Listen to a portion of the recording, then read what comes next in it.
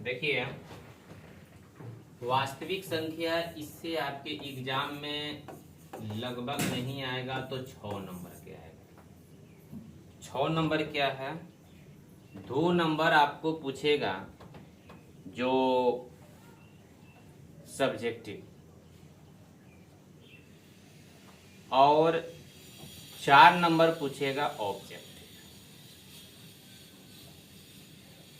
याद रखना। तो सबसे पहले इसके बारे में समझना है। संख्या है नंबर, जो वस्तु के परिणाम अथवा प्रश्न कितने हैं का जवाब देते हैं, संख्या कहलाता है। जैसे हम बोलते हैं कि तुम्हारे पास कितने कलम है, तो ये जो हो गया ये संख्या हम पूछ रहे हैं। तुम्हारे पास कितनी उंगलियां हैं, ये संख्या बताने के काम कर रहा है। लेकिन अगर हम ये प्रश्न पूछेंगे कि तुम कहां से आए हो, कहां पढ़ते हो, ये संख्या नहीं। ये पूछ सकते हैं कि तुम कितने जगह पढ़ते हो, ये संख्या हो सकता है। तो संख्या समझ में आया? चलिए आते हैं। जैसे 5 किताब, यहां 5 क्या है? संख्या है। अगर आपसे पूछेंगे कि 500 ग्राम चावल, इसमें संख्या 500 होगा कि ग्राम होगा कि चावल होगा? 500 ग्राम होगा ना। या तो आपसे पूछेंगे यहां पर कि 50 एक संख्या है, पटना कितनी दूर है, इसमें आपसे कोई पूछेगा पटना कितनी दूर है, अगर हम बोल देंगे यहां से, मेरे यहां से पटना 150 किलोमीटर है, तो इसमें जो संख्या हुआ वो 150 किलोमीटर होगा। कोई डाउट? चलिए, तो संख्या के बारे में आप लोग जान गए होंगे। अब है ना अंक। अंक देखिए, किसी भी अंकन पद्धति जिसमें संख्या बनाया जाता है उसे अंक कहते हैं। याद रखना है, जिससे संख्या को बनाते हैं उसी को अंक बोलते हैं। जैसे हमने 50 बनाया तो मेरा इसमें अंक 5 और 0 लगा है।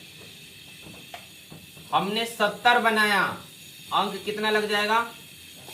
7 और 0 लगेगा। तो जब हम कोई संख्या को बनाते हैं तो उसमें अंक की जरूरत होती है। ठीक है, चलिए। अंकन पद्धति की 10 अंक होती है, जो 0 से शुरू होगा 9 तक का प्रयोग किया जाता है। आप जितनी भी संख्या लिखते हैं वह सब 0 से लेकर 9 के बीच की ही होती है, इससे ज्यादा नहीं होता है। देखिए, संख्यांक किसे कहते हैं समझना। संख्या को निर्देशित करने वाले अंक अथवा संकेतों को संख्यांक कहा जाता है। कोई संख्या है, उसको निर्देश कर रहे हैं।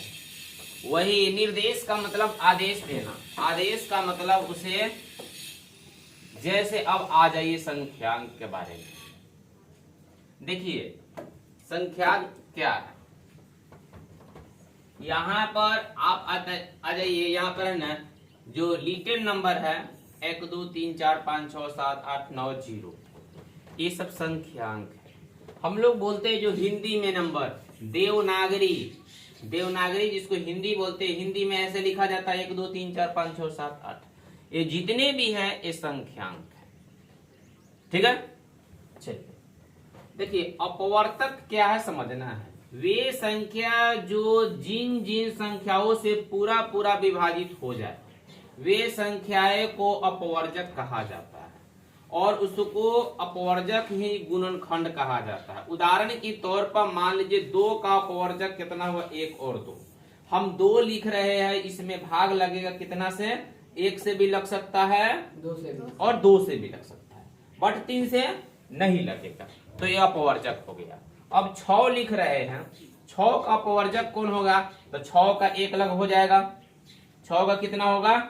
2 हो जाएगा, 6 का 3 हो जाएगा, 6 का 6 हो जाएगा।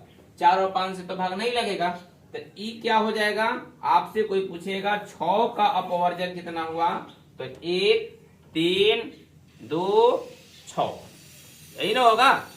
अब आपको बताना है कि बताइए 12 का अपवर्जक कितना होगा, 12 का अपवर्जक कितना होगा। चलिए जल्दी जल्दी आप लोग बताने का प्रयास कीजिए।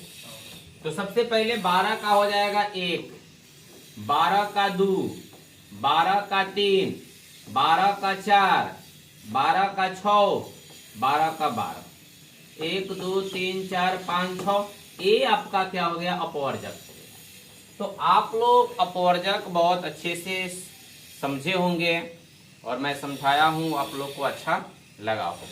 कितने बच्चों को अपवर्जक समझ में आ गया, हाथ ऊपर करेंगे। मैं कल इसको टेस्ट लेंगे, मैं पूछेंगे आपको बोर्ड पर, इतना का अपवर्जक आप बताइए, आप ऐसे बताइए, ठीक है, संख्यांक क्या है, ठीक है। अब आते हैं यहां पर, देखिए अपवर्जक के बारे में समझना है। यहां कर रहा है अपवर्त्य या गुणज किसी दी हुई संख्या से पूर्णतः विभाजित होने वाली समस्त संख्याओं को उस संख्याओं का अपवर्त्य कहा जाता है।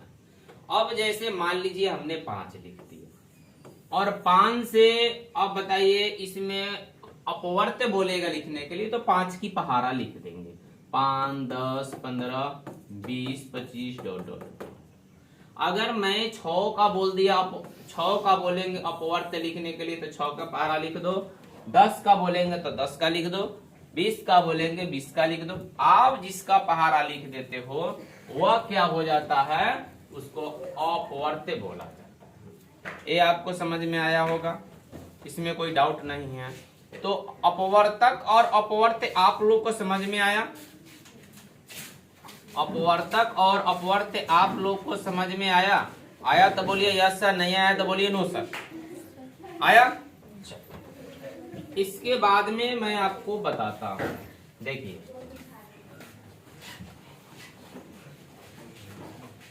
अब यहां से आपकी जो बुक है वो बुक शुरू होगा, जिसको हम लोग प्राकृत संख्या बोलते हैं। तो आपको मालूम है गिनती की सभी संख्या जो धन आवेश में रहता है, प्लस चार्ज में रहता है, प्राकृत संख्या कहलाता है। जैसे हो जाएगा 1 2 3 4 डॉट डॉट डॉट डॉट, जितने भी आपसे 5 क्या है प्राकृत संख्या है, 10 क्या है प्राकृत संख्या है, सही बात है। जितनी भी संख्या है गिनती की सभी संख्या क्या कहलाती है, प्राकृत संख्या। लेकिन बताइए -6 प्राकृत संख्या है या नहीं, और +7 प्राकृत संख्या है या नहीं, ठीक है। पूर्ण संख्या समझना है, जो 0 से 0 शुरू होता है, जो 0 से शुरू होता है।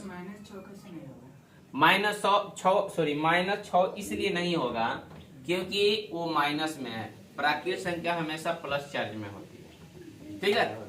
चलिए पूर्ण संख्या याद रखना है, वे संख्या है जो 0 से शुरू होती है, 0 1 2 3 4 डॉट डॉट डॉट डॉट, इसी को क्या कहा जाता है, कि पूर्ण संख्या बोला जाता है। अब आते हैं पूर्णांक संख्या। देखिए पूर्ण संख्या को संग्रह ऋणात्मक प्राकृत संख्याओं में शामिल कर ले तो ये संख्या है जो संग्रह पूर्णांक कहलाता है। जैसे इसका मतलब समझना है, अगर कोई ऋणात्मक है और कोई धनात्मक है, कोई माइनस है कोई प्लस है, कोई माइनस है प्लस है, अब बीच में पूर्ण संख्या माने 0 है, तो इसी को क्या कहते हैं, हम पूर्णांक बोलते हैं। याद रखना है, यहाँ पर आप देखिए माइनस है प्लस है और 0 है, कौन संख्या हुआ, पूर्णांक संख्या। चलिए अब इसके बाद में आ जाइए पूर्णांक संख्या। देखिए अब देखिए पूर्णांक संख्या के बाद में अब हम आपको बताते हैं, ये सब आपको जो जरूरत है वही बताएंगे। विशिष्ट संख्या, यहाँ पर देखिए विशिष्ट पूर्णांक, वह धन पूर्णांक जिसका केवल एक ही अपवर्तक हो उसी को विशिष्ट पूर्णांक कहा जाता है। हमने अपवर्त बताया है, जिसका एक ही हो, तो एक ही ऐसी संख्या है जिसमें एक ही से भाग लगेगा, नहीं तो किसी से नहीं लगेगा। 2 लिखेंगे तो 2 मेरा जो विशिष्ट पूर्णांक नहीं होगा। एग्जाम में पूछ देगा बताइए इनमें कौन विशिष्ट पूर्णांक है, 1 2 3 4 5। अब किस में टिक मारिएगा, 1 में मारिएगा। अब आप लोग समझ गए कि 1 होगा विशिष्ट पूर्णांक। चलिए अब पढ़ेंगे आभास संख्या। देखिए वह संख्या जिसका केवल 2 अपवर्तक होता है उसे आभास संख्या। ऐसी संख्या जिसमें दो ही ऐसा अंक है जो भाग देते। जैसे अब मान लीजिए मैं 3 लिख रहा हूँ, 3 में 1 से दे सकते हैं, 3 में 3 से दे सकते हैं, तो ये मेरा क्या हो गया, आभास संख्या। अब मान लीजिए मैं यहाँ पर अगर हम 6 लिख रहे हैं तो 1 हो जाएगा, 3 हो जाएगा, 2 हो जाएगा, तो नहीं होगा, ऐ नहीं होगा। अब समझ में आया, सिर्फ 2 से ही भाग लगने चाहिए। इसी को क्या बोला जाता है, आभाज्य संख्या बोला। ठीक है, अब आप लोग बताइए क्या 7 आभाज्य संख्या है या नहीं, जल्दी बताइए आप लोग। 31 आभाज्य संख्या है कि नहीं, 29 आभाज्य संख्या है कि नहीं, 26 आभाज्य संख्या है कि नहीं, नहीं। कैसे, 1 से भी लग सकता है, 2 से भी लगेगा, 13 से भी लगेगा और 26 से भी लगेगा। चलो आप लोग को ये समझ में आ गया, किसी को कोई डाउट? चलिए अब इसके बाद में मैं आप लोगों को बताता हूं। अब पढ़ाएंगे भाज्य संख्या। देखिए भाज्य संख्या क्या है, वो इसका निगेटिव होगा। 2 से भाग लग रही थी उसमें तो आभाज्य संख्या, 2 से ज्यादा में भाग लगेगा। आप लोग डिफिनेशन पढ़ते थे, वे संख्या जिसमें भाग नहीं लगता है आभाज्य संख्या, वैसे नहीं पढ़ेंगे, वो आप भोर पर आ जाइएगा, लेकिन उससे आपका एग्जाम्पल सही नहीं होगा। अभी जो बता रहा है उससे आपका एग्जाम्पल सही होगा। अब आ जाइए आप, भाज्य संख्या क्या है, 2 से ज्यादा बार भाग लग जाए। जैसे अब मैं लिखता हूं यहाँ पर 8, 2 से लगेगा, 1 से लगेगा और कितना से लगेगा, 2 से, अब कितना से, 4, अब कितना से, 8 से। ये क्या हो गया, ये भाज्य संख्या हुआ। अब आ जाइए 9 क्या होगा, बताइए आप लोग, बताइए 9 क्या होगा, भाज्य है, अभाज्य है कि क्या है, जल्दी बताइए। भाज्य संख्या। चलिए बहुत अच्छा, आप लोग को समझ में आ गया। हाँ देखो, 1 लगा, 3 लगा, 9, बताओ 2 से ज्यादा हो गया ना, भाग लग गया, तो ये हो जाएगा भाज्य, और 2 ये खाली लगेगा वो होगा अभाज्य। ठीक है, समझ में आया। चलिए अब इसके बाद में मैं आपको बताएंगे सम संख्या। देखिए वे संख्याएं जो 2 से पूर्णतः विभाजित हो उसे सम संख्या कहते हैं, जिसमें 2 से भाग लगे। सम संख्या विषम संख्या समझना है, जिसमें 2 से भाग लगे। जैसे मैं लिख रहा हूं यहाँ पर 6, 2 से भाग लगेगा, 3 हो जाएगा, अब लिखेंगे 8, 4 हो जाएगा, अब लिखेंगे 40, 20 हो जाएगा। ये जो हो गया, जो पूर्णतः सम संख्या हो गया। लेकिन जैसे ही इसमें 9 लिखेंगे, बट यह सम संख्या नहीं होगा। अब आते हैं सम संख्या, समझ में आया होगा। विषम संख्या बताते हैं, वे संख्याएं जो 2 से पूर्णतः विभाजित नहीं होता है। अब नहीं, अब 3 को 2 से भाग दे दो, नहीं होगा, ये कौन संख्या हो गया, विषम संख्या हुआ। 1 क्या हो गया, विषम संख्या हो गया। 5 क्या हो गया, विषम संख्या हो गया, क्योंकि इस समय है ना किससे भाग नहीं लगेगा। अब 11 क्या हो जाएगा, विषम संख्या हो गया। अब बताते हैं बेटा संपूर्ण संख्याएं, वे संख्याएं जिसकी समस्त गुणनफल का योग उस संख्याओं का दुगुना हो उसे संपूर्ण संख्या कहा जाता है। अब जैसे बताते हैं आप लोग, अब हम कुछ लिखेंगे। मान लीजिए कि अब हम लिख रहे हैं, यहाँ पर 6 दिया हुआ है, तो यहाँ पर देखिए 6, 3, 9, 9, 2, 11, 1, 12, 12 हो गया ना, तो 6 के डबल क्या हो जाएगा, अब 12 होगा। तो ये मेरी जो संख्या हो गया, कौन संख्या हो गया, संपूर्ण संख्या। जैसे 18 लिख रहे हैं, 18 में 2 से गुना कर दो, ये संपूर्ण संख्या होगी। 40 लिख रहे हैं, 2 से गुना कर दो संपूर्ण संख्या, दुगुना कब होगा? जब 2 से गुना करेंगे तब होगा। 56 लिख रहे हैं, 2 से गुना कर दो, क्या हो जाएगा? संपूर्ण संख्या। समझ में आया होगा, देखने में भारी है लेकिन जब समझा देंगे तो लगेगा यह बहुत हल्का। चलिए इसके बाद में फिर मैं आता हूँ। देखिए अब आपको बताते हैं परिमेय संख्या। अपनी भाषा में याद रखना है कि ये संख्याएं P बटा Q के रूप में रहता है, जहां Q बराबर नोट जीरो, Q जीरो नहीं होगा, Q न Q कोई अंक होगा, Q न Q कोई संख्या होगा, तब हम बताएंगे कि यह परिमेय संख्या है। एग्जाम्पल देते हैं, मान लीजिए अब हम लिख दिए आपके सामने 3/5। देखो यहाँ पर नीचा जो Q है कोई न कोई अंक है ना, ये परिमेय संख्या। जो अब जैसे 7/10 ये क्या हो जाएगा? परिमेय संख्या हो गया। या आप 17 अगर आप 29 कर रहे हैं, एक कौन संख्या हो गया? परिमेय संख्या हो गया। अब बताएंगे, अगर आपसे पूछ देंगे कि बताइए 3 क्या हो गया? ये भी परिमेय संख्या है, क्योंकि नीचा तो एक छुपा रहता है। तो अब समझ में आया होगा। अब आपको बताते हैं अपरिमेय संख्या, वे संख्या जो P बटा Q के रूप में होती है लेकिन उसका वर्गमूल नहीं निकलता है, तो हम समझ जाएंगे क्या है? अपरिमेय संख्या। बताइए √3 का वर्गमूल निकलेगा? नहीं निकलेगा। 7/√10 का इसका वर्गमूल निकलेगा? नहीं। तो अपरिमेय और अपरिमेय संख्या आप लोग को समझ में आया होगा। हम बहुत साधारण तरीके से बता रहे हैं ताकि आपको भी जल्दी समझ में आ जाए। चलिए इसके बाद में मैं आपको बताता हूँ वास्तविक संख्या। बहुत अच्छा क्वेश्चन है, तो याद रखना है जब परिमेय और अपरिमेय दोनों को अटैच करते जोड़ते हैं तो जोड़ देना क्या होता है? ये कौन संख्या कहलाता है? वास्तविक संख्या कहलाता है।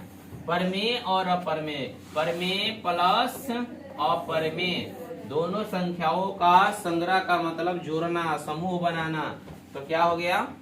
कौन संख्या हो गया? वास्तविक संख्या हुआ। अब इसके बाद में भिन्न संख्या आप लोगों को आता है। यदि दो पूर्णांक P और Q हो तो P बटा Q भिन्न कहलाता है। जो बट्टा में लिख दिया बेटा भिन्न कहलाता है। भिन्न के ऊपर वाले को अंश कहते हैं और नीचे वाले को हर कहते हैं। ये देखो 2/13, 7/25 -11/33 जितने भी हैं यह भिन्न संख्या है। ठीक है। अगर बताइए लेकिन 9/18 एक भिन्न नहीं है लेकिन परिमेय नहीं है। याद रखना, काटेंगे तो 1/2 लिखा जाता है। 1/2 भिन्न भी है और परिमेय संख्या भी है। इसीलिए मैं इसको क्या नहीं कर सकते हैं? भिन्न नहीं कर सकते हैं, लेकिन कंडीशन के अनुसार इसको भिन्न कर सकते हैं। अब आते हैं यहाँ पर। अब आप इस फॉर्मूला के बारे में अच्छे से जाने होइएगा।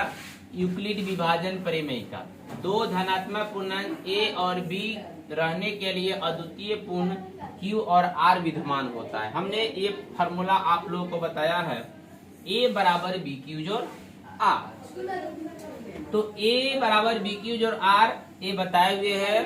भाज्य बराबर भाजक गुणे भागफल क्या अब प्लस क्या शेषफल बताए हुए है ना।